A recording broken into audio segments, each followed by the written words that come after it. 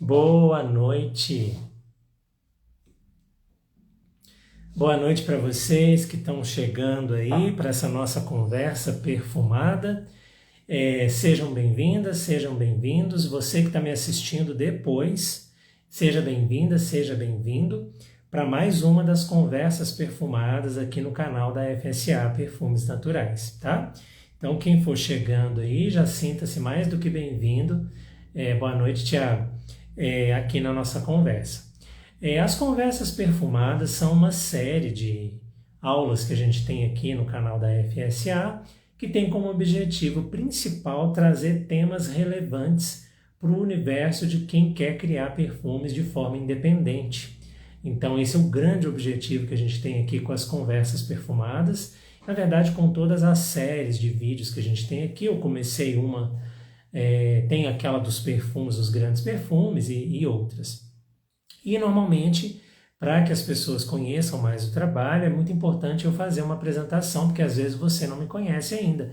O meu nome é Elton, eu sou farmacêutico, especialista em perfumaria natural, criador aqui desse perfil da FSA Perfumes Naturais, que é uma escola de perfumaria online, que oferece tanto formação quanto aperfeiçoamento, em perfumaria independente de base natural. Tanto a formação oferecida através do curso Aprendiz de Perfumista, que logo vai abrir a próxima turma, e o aperfeiçoamento em aulas temáticas específicas. Eu estou trabalhando as famílias clássicas no momento. A próxima aula, que deve ser no mês que vem, já está em construção, que é a aula de águas de colônia. Então fiquem atentos aí. Já vou adiantar para vocês que essa conversa de hoje ela já faz parte da preparação de um evento que vai ter agora no início de março, que é a Jornada da Perfumaria Natural Independente, que vai ser uma série de aulas para poder trazer mais sobre esse universo da criação independente de perfumes. Então fiquem de olho aí que logo eu vou abrir as inscrições para essa jornada aí também.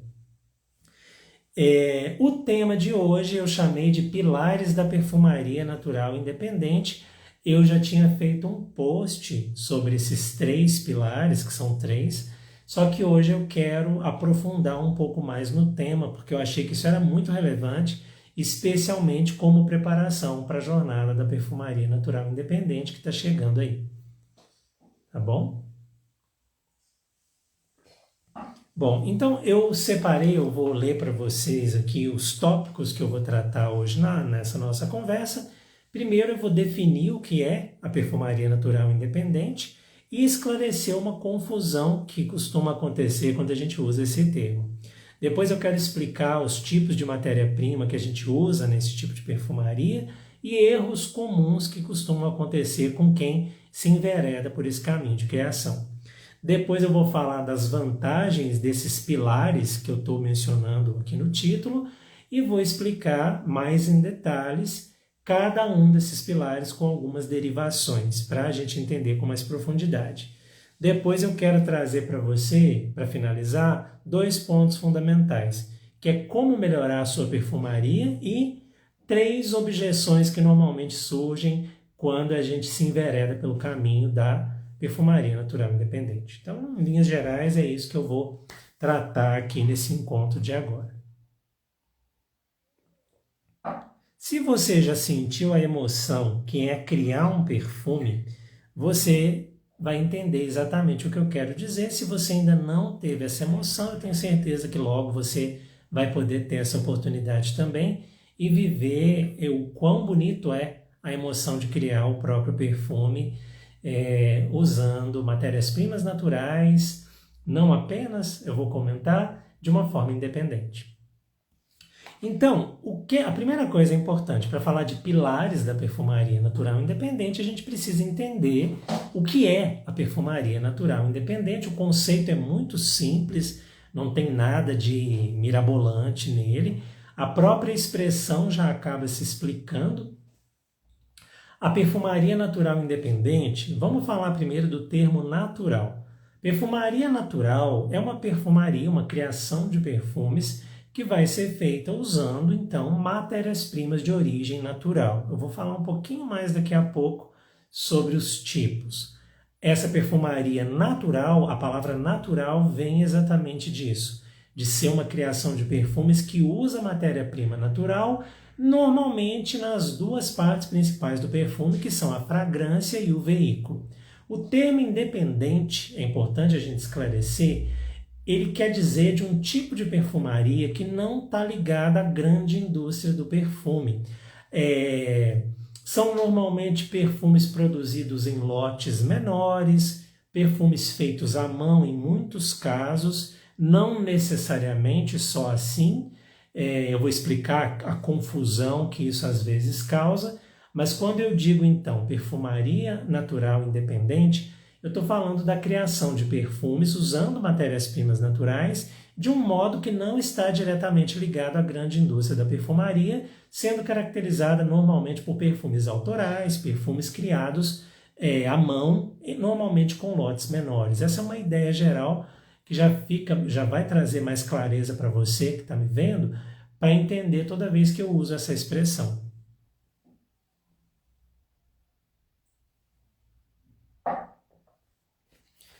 Esse é o primeiro ponto. O segundo ponto é a gente esclarecer uma coisa que as pessoas normalmente confundem quando a gente fala perfumaria natural independente, mais especificamente, se eu fosse dizer assim, o que as pessoas confundem muito nesse caso? Elas confundem muito o termo independente, porque o termo natural ele costuma ser mais fácil de entender mesmo. A pessoa já vai naquela lógica dos ingredientes. Agora, o termo independente, ele costuma causar uma confusão, que é o seguinte: quando eu falo criação independente de perfumes, eu não estou querendo dizer em momento nenhum que é uma criação que só vai ser feita com matérias-primas naturais. Não é isso que eu estou querendo dizer, não. Quando eu falo independente, agora já está mais claro para você, é essa criação que não está ligada diretamente à grande indústria do perfume.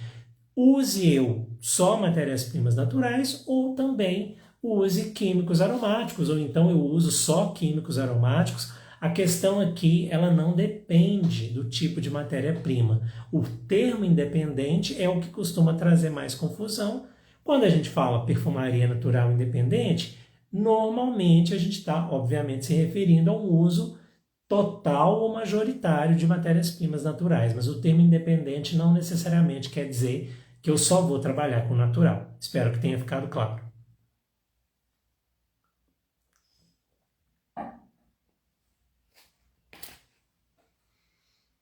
Porque isso leva a gente para a nossa próxima consideração, que é então para entender que matérias-primas eu posso usar quando eu estou trabalhando dentro da perfumaria natural independente.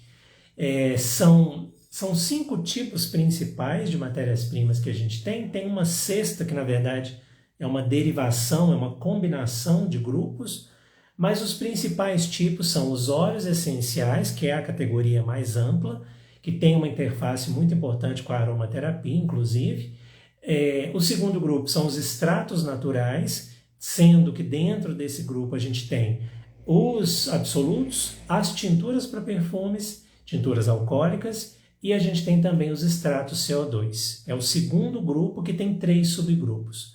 O terceiro grupo, mais recente, que trata de moléculas isoladas, é exatamente os isolados naturais. Inclusive, muita gente confunde isolado natural. Eu não sei o porquê que o pessoal confunde isso tanto, mas é importante sempre a gente frisar que o isolado natural, gente, ele não é uma molécula sintética. Eu já vi isso sendo perguntado várias vezes e a gente precisa entender isso. O isolado natural, ele é obtido usando métodos de separação física. Eu não tenho reações químicas para gerar esse tipo de molécula. Então, quando eu estou falando de isolado natural, eu ainda estou falando de uma perfumaria natural. Então, é bom a gente não confundir isso. Um outro tipo de preparação que a gente tem, que são as bases naturais, elas na verdade são combinações desses grupos anteriores para poder criar informações olfativas que às vezes são de materiais muito caros ou muito raros. É o caso, por exemplo, da base de lírio do vale que eu mencionei na nossa última conversa. E aqui vale a gente trazer uma coisa que eu acho extremamente interessante, que abre um pouco a nossa cabeça, abre um pouco os nossos horizontes. Quando eu estou falando de perfumaria de base natural, presta muita atenção nesse termo que eu estou usando. Quando eu estou falando de perfumaria de base natural, eu posso ter tanto o perfume que é 100% natural, nesse caso está óbvio o que ele quer dizer, é um perfume que usa tudo natural, veículo, todas as matérias-primas, enfim, ele é 100% natural.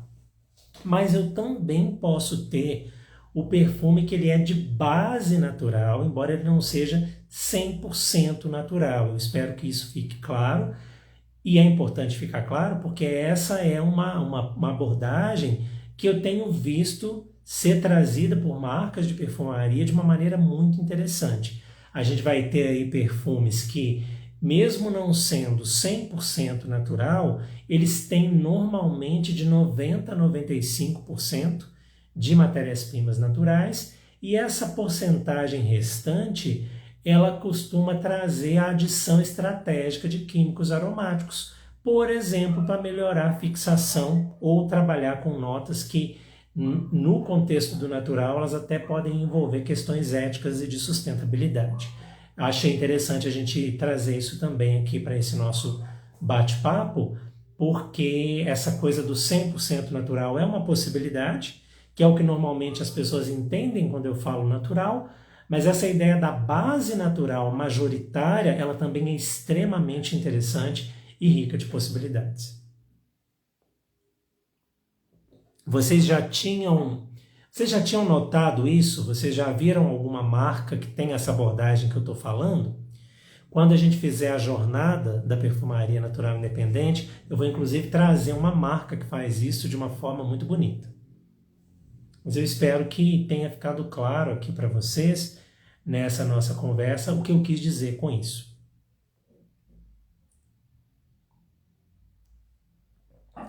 O Tiago está colocando uma frase muito interessante aqui, que é uma pergunta. Natural não significa sustentável, certo? Certo. Falando de erros que costumam acontecer, equívocos, para a gente ser mais correto, esse é um equívoco muito comum. A gente achar que o natural, por exemplo, é automaticamente sustentável, ou uma coisa que é ainda pior, automaticamente seguro, só por ser natural. Isso é um equívoco.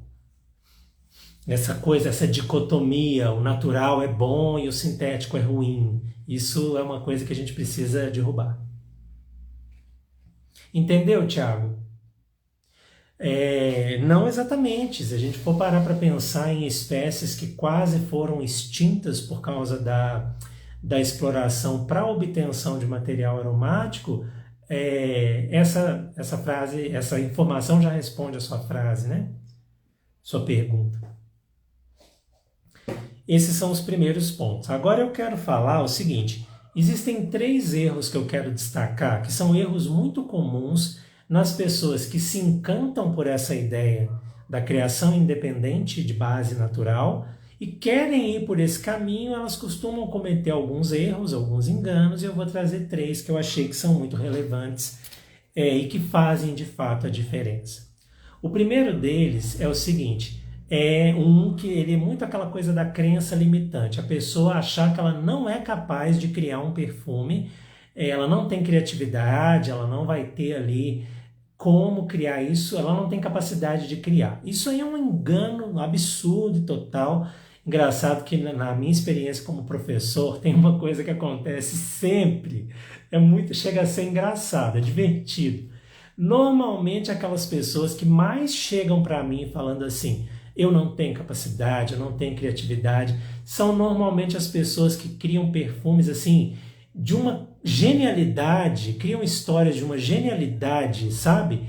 Eu já tive isso com uma aluna minha que chegou: eu nunca vou saber fazer. E aí a gente vai forçando a barra um pouco, a pessoa vai e cria um negócio sozinha, um negócio lindo, maravilhoso. Aí você vai lá e chama atenção: olha que coisa linda que você fez. Aí a pessoa: fui eu que fiz. Entende? Hoje, e isso aqui não é uma opinião, é uma certeza. Eu lido com o aluno o tempo todo, eu sei que esse é um erro mesmo, se você acha. que você não tem capacidade criativa para fazer um perfume, esqueça, porque não é verdade. O segundo, esse é como é que eu vou usar? Que palavra que eu vou usar aqui?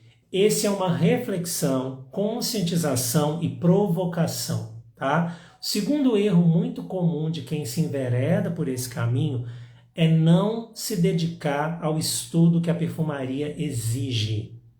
Se você não tem tempo para poder se dedicar ao estudo da perfumaria, eu não estou falando você ficar 4 horas por dia, não é isso que eu estou querendo dizer.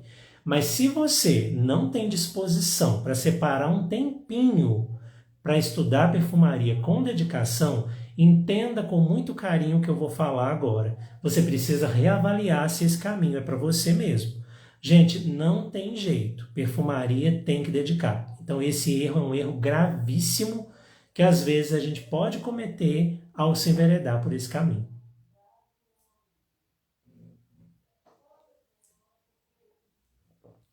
Tiago está comentando que vive a síndrome do impostor eventualmente. Ela pega todos nós, Tiago. Você não tá sozinho aí nesse caminho, não. Isso tem muito a ver também um pouco com tudo que socialmente a gente acabou acreditando sobre a própria perfumaria. Essa coisa de o perfumista tá lá elitizado, inacessível, né? Esse tipo de coisa também acaba contribuindo, e as questões nossas mesmo. O terceiro ponto é o seguinte, é você não ter direcionamento ou boas práticas. Essa coisa dos pilares, ele tem exatamente a ver com esse terceiro ponto. Porque, eu quero criar perfume. Eu acho maravilhoso, eu tenho o sonho de criar perfume. Tá, mas como que você vai fazer isso? Você vai pegar e misturar só as notas que você gosta? Você vai pegar, quero criar um perfume, coloquei 25 notas naturais, olha que horror. Coloquei 25 notas para poder fazer uma composição. Fiz lá uma tentativa de acorde, não deu certo na primeira tentativa. Meu Deus, eu não tenho talento. Não, não é isso. Ter direcionamento e boas práticas vai te ajudar em vários sentidos, inclusive para você ir ganhando confiança aos poucos na capacidade criativa, inclusive, Tiago, tirando essa ideia aí que você comentou da síndrome do impostor, embora a gente acaba tendo ela aí indo e voltando de vez em quando, ela só vai ficando mais fraca ao longo do tempo. Sim, isso mesmo. O método e boas práticas são fundamentais. Perfumaria é arte, é toda aquela coisa da inspiração, mas perfumaria também é técnica. E a técnica ajuda a gente a traduzir a inspiração de uma forma que, às vezes, você vai estar da ideia até o perfume, você vai dar 50 passos se você não tiver metodologia. E com a metodologia você vai dar 10 ou 15, talvez. Você abrevia esse caminho. Por isso que é tão importante a gente comentar. Certo? Para quem está chegando aí depois, tá, pessoal? Daqui no ao vivo, a gente está falando sobre os pilares da perfumaria natural independente e daqui a pouquinho mesmo eu já começo a falar dos 3. Mas eu estava trazendo alguns pontos preliminares aqui fundamentais. Então, por que ter esses pilares é uma vantagem? Por que eu trouxe essa ideia dos pilares da perfumaria natural independente? Por que eles são importantes? Quando eu falo pilares, é quase como se eu estivesse falando de princípios. Eles vão guiar a nossa conduta enquanto criadores de perfume independentes. Eu selecionei, guia a prática, como se fossem valores que a gente tem para poder balizar o nosso caminho. Olha, por aqui eu não vou, porque isso aqui não é condizente com os meus valores. Isso a gente faz na vida. É mais ou menos isso. Quando eu falo de ter esses pilares, conhecê-los e segui-los, se você assim quiser, é ter direcionamento no seu fazer perfume. É isso que eu quero dizer. Certo? Agora, então, eu mostro para você como isso se organiza, como esses pilares, a gente entra em mais detalhes, eu vou falar de cada um dos três, eu coloquei três, e para cada um eu vou trazer derivações para você entender melhor o que, que eles querem dizer. Fiz um post sobre isso, já tem um tempo, falando lá o título de cada um desses pilares que eu vou aprofundar, certo?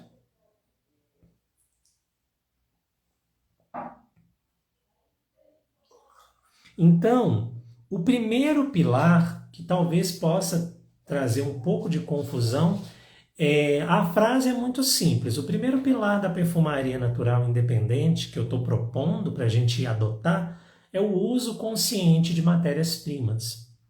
Essa expressão por si só, ela pode ser um pouco autoexplicativa, mas às vezes essa coisa de uso consciente pode confundir. O que seria isso? Eu trouxe 3 pontos para ilustrar o que eu quero dizer com isso.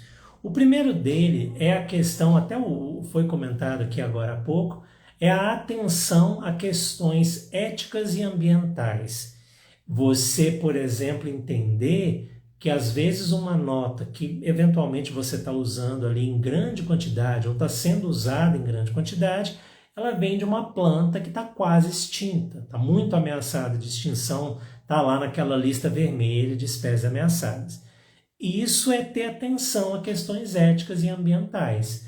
Ter, por exemplo, atenção na própria cadeia produtiva daquela nota. Às vezes você fica sabendo de alguns detalhes. Um caso muito interessante é a própria questão da baunilha. A gente entender que a baunilha é cara do jeito que é, já fiz uma live sobre a baunilha, porque tem todo um processo produtivo que é extremamente complexo, de baixo rendimento, enfim.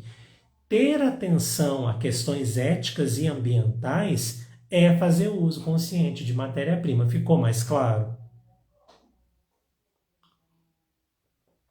Esse é o primeiro ponto que eu queria para você entender mais a fundo.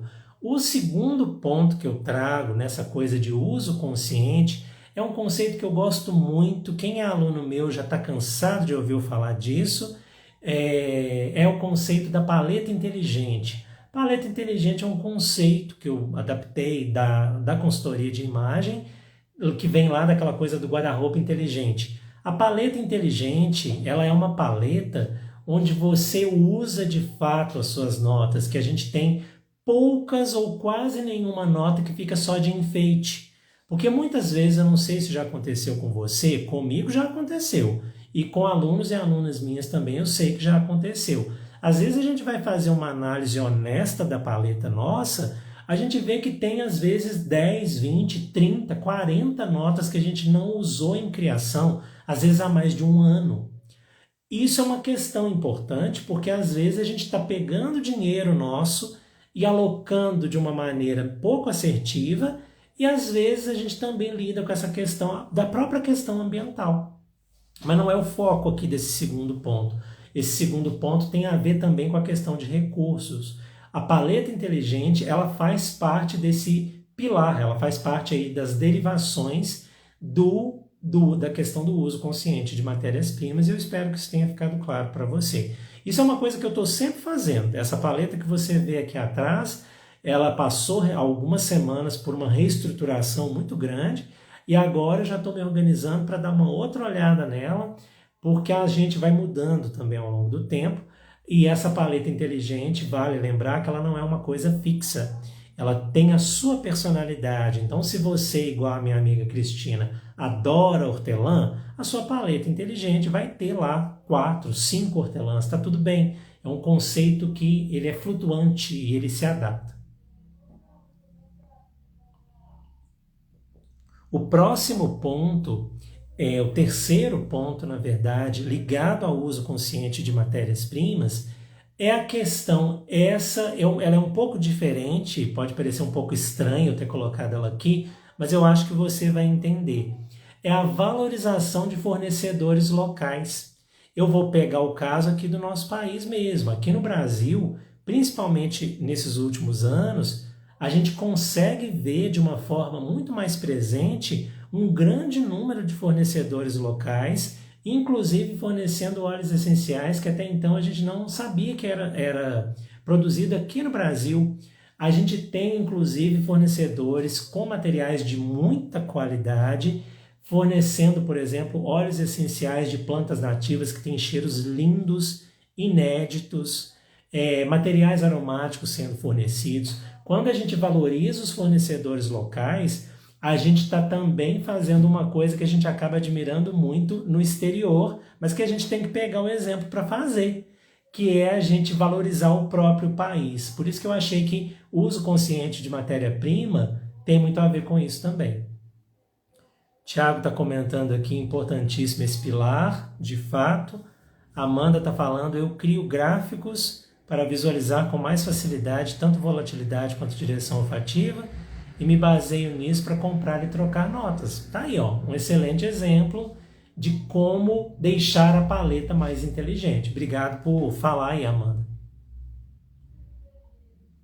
Também gosto muito dessa abordagem. Hoje mesmo eu estava aqui fazendo uma lista das coisas que eu falei assim, não, isso aqui tá demais, isso aqui eu sei que eu não vou usar tão facilmente. No meu caso, acaba que é um pouco diferente, que eu sendo professor, eu acabo tendo que conhecer muita coisa que às vezes eu nem vou usar. Mas tudo é equilíbrio.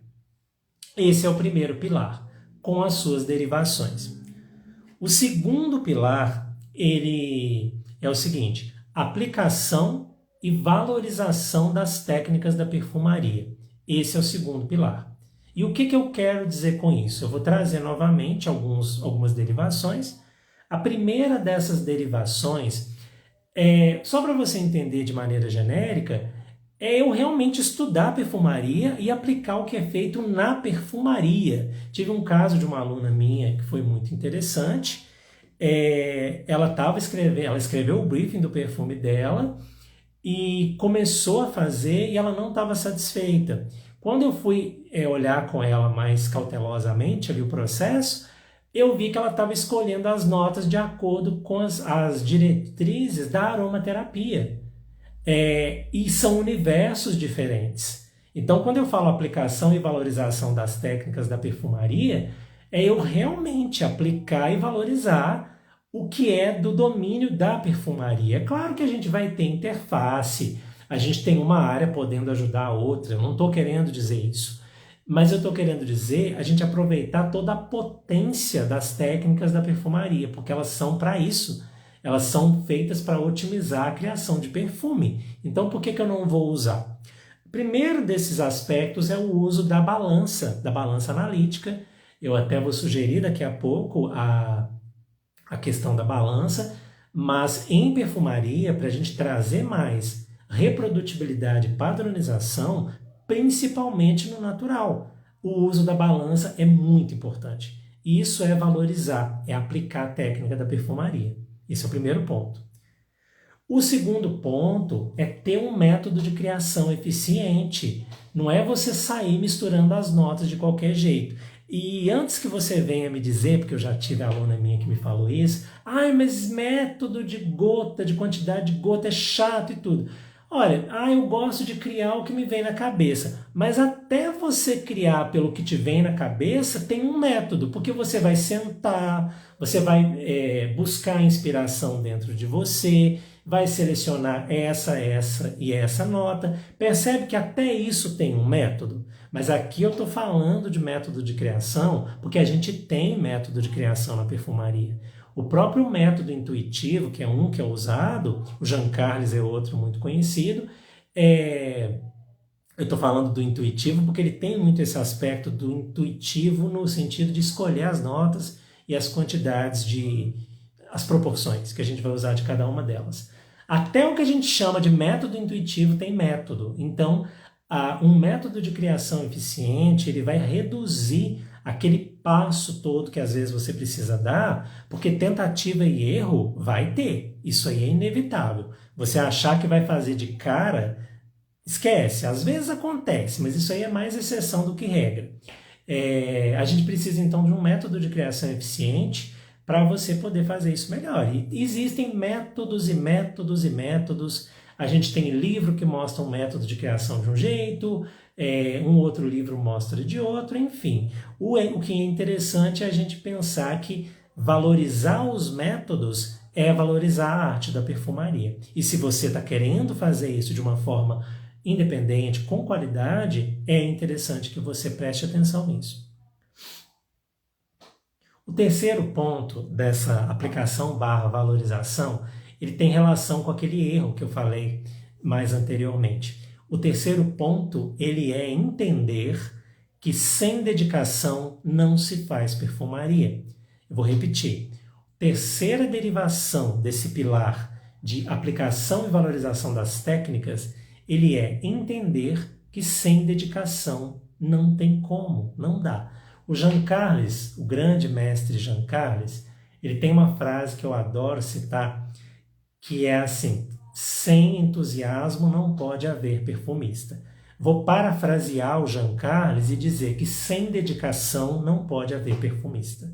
E hoje, à medida que o tempo vai passando, a gente vai convivendo com os alunos e a minha própria prática, hoje eu já falo com absoluta certeza que sem dedicação você não vai desenvolver na perfumaria. Lamento.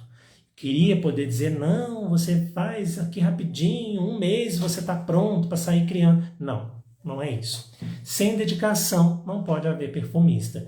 E isso a dedicação é valorizar e aplicar as técnicas da perfumaria. A Gisele comentou aqui, nossa, esse é um ponto que eu sempre considero, pensar em valorizar o nosso, evitar endeusar o internacional. É aquele equilíbrio, sabe, Gisele? De entender o valor de uma coisa e entender o valor de outra. O que é de fora tem coisas maravilhosas e o que é daqui também. A questão está muito em não valorizar o externo em detrimento do interno, sabe? Porque uma coisa que a gente admira muito, especialmente dentro da perfumaria, a gente tem, por exemplo, a França, que é uma grande referência. E quando eu estive na França, eu vi isso muito claro. Eles valorizam muito o que é deles. A gente tem que aprender essa lição e valorizar muito o que é nosso. Tanto as matérias-primas, mas eu vou além. O nosso jeito de criar perfume, que pode usar técnicas clássicas e tudo, e vai usar, eu estou falando disso agora. Mas assim, é um perfume que é criado aqui, um perfume que tem coisas belas, a gente sabe fazer e a gente faz muito bem. Não é à toa o tanto de marca maravilhosa que a gente já está vendo aí. Marca daqui, de gente daqui que está criando coisas incríveis. Seja 100% natural ou não. Ok? O terceiro pilar é um que eu nunca vou me cansar de falar. Vocês já devem estar até adivinhando que pilar é esse. Cuidados com a segurança e os limites de uso. Isso é uma coisa muito característica do meu trabalho, até porque eu sou farmacêutico, também eu não ia poder esquecer disso. Cuidados com a segurança e limites de uso. É o terceiro pilar da perfumaria natural independente. E quais derivações que eu quero trazer para você entender isso melhor? A primeira delas, para você vivenciar esse pilar, é você ter uma referência de limite de uso. Na perfumaria, principalmente no trabalho que eu faço com os meus alunos, a minha referência principal é a referência principal da perfumaria como um todo, que é a IFRA, a International Fragrance Association. A IFRA, então, ela é a referência principal na perfumaria. Na perfumaria que eu trabalho, ela é a referência principal, mas não é a única. Porque dentro do natural, a gente tem uma outra referência muito bacana, que é o livro Essential Oil Safety, do Robert Tisserand e do Rodney Young. É uma outra referência que a gente também pode usar, que é de muito boa qualidade. É um livro grandão, um livro muito assim, muito minucioso. Eu já li vários capítulos do livro e a gente fica assombrado com a qualidade do trabalho, da profundidade do Tisserand, sem falar no trabalho da IFRA, que a gente tem guias e documentos diversos explicando minuciosamente as razões dos limites. A primeira coisa, então, é você ter uma referência para limites de uso. O que não dá é você não ter nenhuma, tá?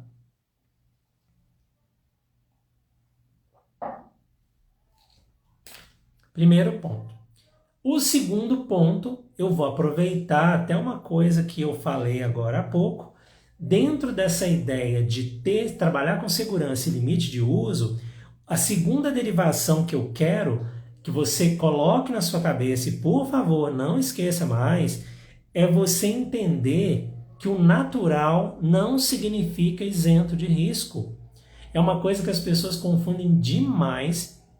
E se você está dentro da perfumaria natural independente, você não pode confundir isso mais.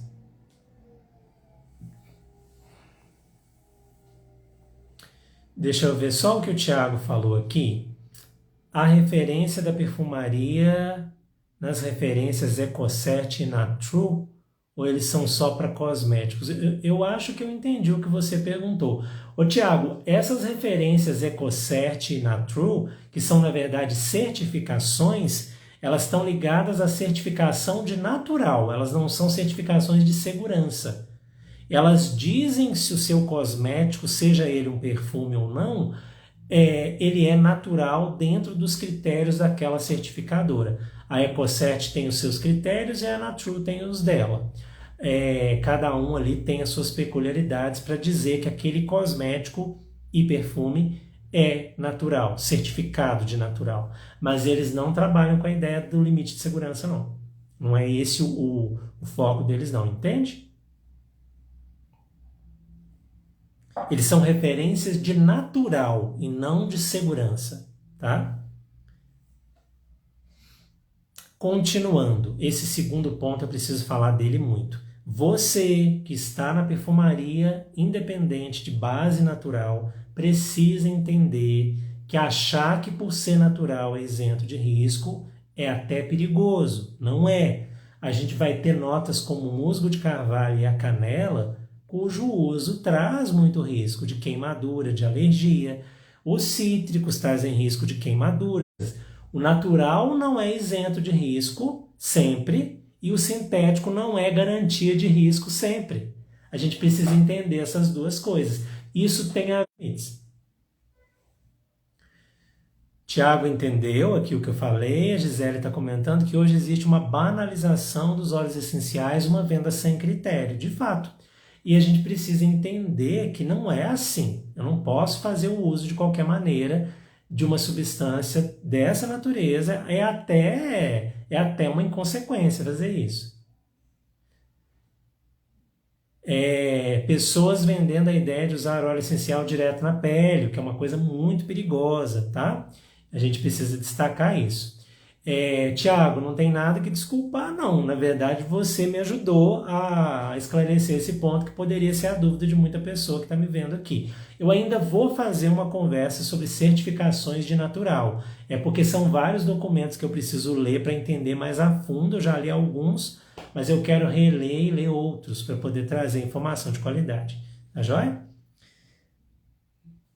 E a Amanda está complementando aqui, ó, o que a Gisele falou, de algumas posturas de falar do óleo essencial usado na pele, ou então, como a Amanda muito bem pontuou, até ser ingerido, que é muito, muito perigoso também.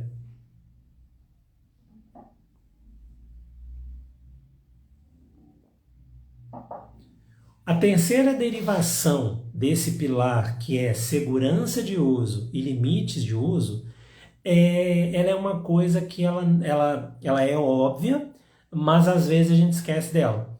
Que é o seguinte: você, criadora, criador de perfumes independentes, a sua segurança tem que vir primeiro. Porque você vai lidar com matérias-primas concentradas, às vezes de uma maneira muito frequente, preparando soluções, fazendo exercícios, a sua segurança vem em primeiro lugar. É você pensar no caso de máscara, de luva descartável, de óculos, porque você é a primeira pessoa que corre risco de alergia, de irritação. E isso você não pode esquecer. Essa derivação, boa prática, ela faz parte desse terceiro pilar também, que às vezes a gente acaba esquecendo. Preocupa muito com a segurança para quem vai usar o nosso perfume e esquece da nossa própria, uma coisa que muita gente faz.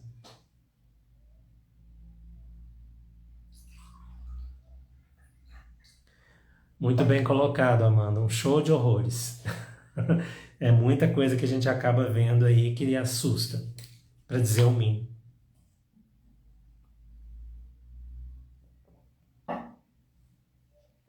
Já estou quase finalizando, gente. 2 últimos itens. O primeiro deles é a seguinte pergunta: como melhorar a sua perfumaria? Primeira coisa é você buscar diretrizes para guiar a sua criação. E se você quiser seguir essas diretrizes que esses 3 pilares trazem, essa é a abordagem que eu trabalho muito aqui na FSA e eu sugiro que você considere isso porque é uma coisa muito bacana mesmo para poder ajudar esse caminho. Esse é o primeiro ponto. E tem 3 coisas que eu quero trazer que, por exemplo, não esquece do uso da balança digital de precisão. A melhor para quem está começando é a de 0,01 grama. Para o futuro é de 0,001, é bacana, mas para quem está começando, a de 2 casas depois da vírgula já é mais do que suficiente. Segundo ponto, é você ter o caderno de inspirações, é uma coisa de boa prática que vai mudar a sua perfumaria, eu falo isso de experiência própria. E o terceiro caso é você, se você ainda não tem, buscar bons livros de referência. Por exemplo, aquele livro lá, Perfumaria Botânica, da Justine Crane, é uma ótima referência. Eu também adoro o trabalho da Mandy Aftel, e ela tem o Essência e Alquimia, que é um livro magnífico. Para você entender, eu vou falar de 3 que eu gosto muito. O da Justine Crane, o da Mandy Aftel, e tem um que esse é de perfumaria de um modo geral, uma viagem histórica e cultural riquíssima, que é o livro Brasil Essência, a cultura do perfume, da Renata Scar, uma grande especialista em fragrâncias, que escreveu esse livro lindo, maravilhoso, que inclusive tem uma viagem pela história da cosmética e da perfumaria no Brasil. Por isso que eu achei tão interessante mencionar também.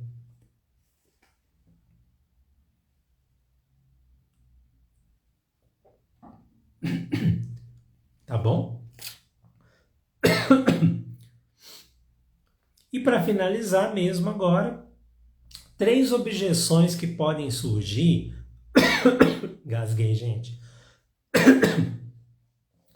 3 objeções que podem surgir quando eu me enveredo pelo caminho da criação independente de perfumes naturais. Coisas que eu já ouvi e coisas que valem a pena a gente esclarecer. Primeira, isso é muito caro. Olha, principalmente quando a gente fala de matéria-prima natural, de fato, o valor de muitas delas, ele precisa ser considerado em termos de planejamento, tá? Não é abusivamente caro. A gente consegue fazer paletas muito boas que eu falo, não estou falando para amenizar a importância, não, é muito boa mesmo. A gente consegue fazer um planejamento assertivo de uso de recursos, então essa coisa de ser muito caro, ela cai por terra, porque na verdade o que a gente tem que ter, principalmente com determinadas matérias-primas naturais, é a gente ter planejamento de investimento. Em muitos casos a gente vai ter um valor elevado, sim, é verdade, mas isso não é um impedimento, porque o planejamento vem ajudar.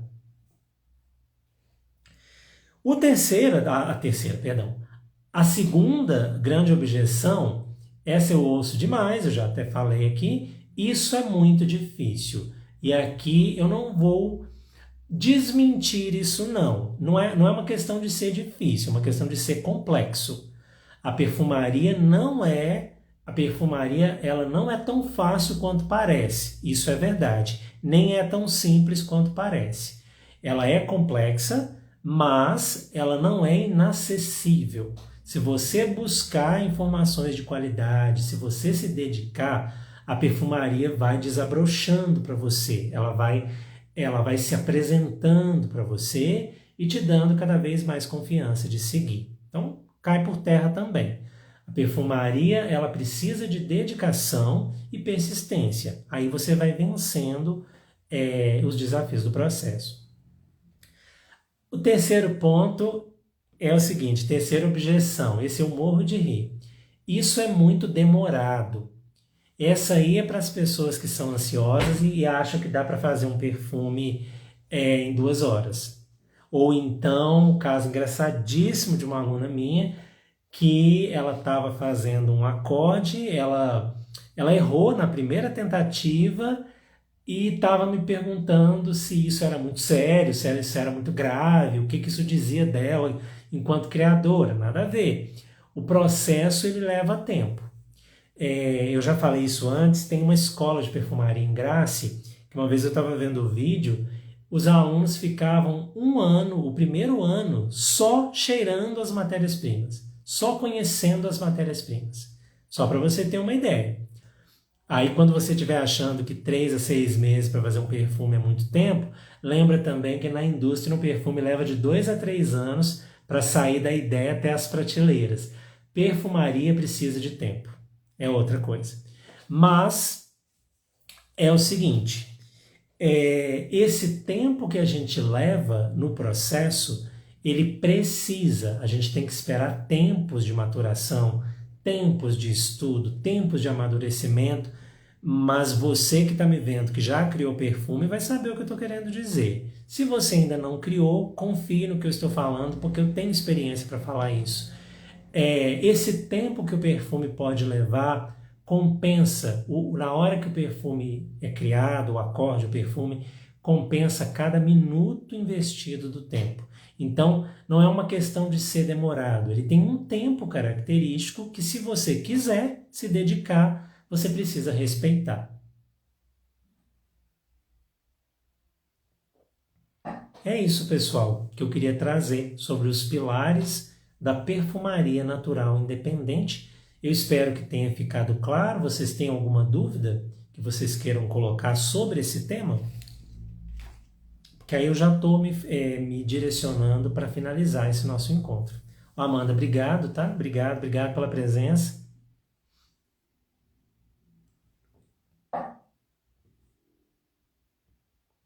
Gisele comentou muito bem, isso torna o perfume ainda mais valioso, belissimamente colocado, é verdade mesmo. Tem uma coisa que eu sempre falo com os alunos que é assim, depois que você criou aquele perfume, vai ser só replicar. Vamos supor que você criou e agora está vendendo, toda vez que você precisar fazer mais, é só pegar a fórmula. E não se admire se você sentir falta do processo. Porque esse processo, você vai lembrar daquele acorde, de às vezes acontecer um negócio que você não imaginava. É como no teatro, às vezes os ensaios são mais gostosos do que a própria apresentação oficial. Obrigado, Thiago, obrigado. Fico feliz de vocês estarem aí acompanhando.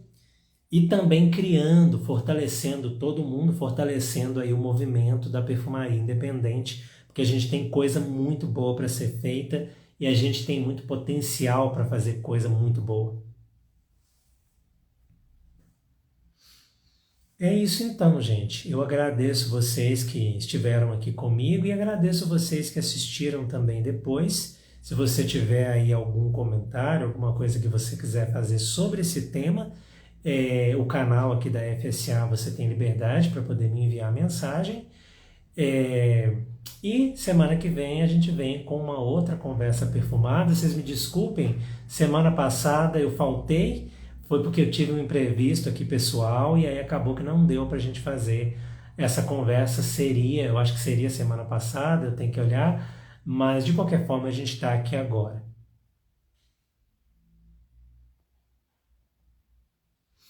Gisele, obrigado, tá? Muito obrigado também pela participação aqui e obrigado também pela dedicação lá no curso. Tá bom, pessoal? Então é isso. Uma ótima noite para vocês. Para você que está assistindo depois, muito obrigado também pela companhia aqui. E aí eu vejo vocês na semana que vem com outra das nossas conversas perfumadas, tá bom? Abiantou!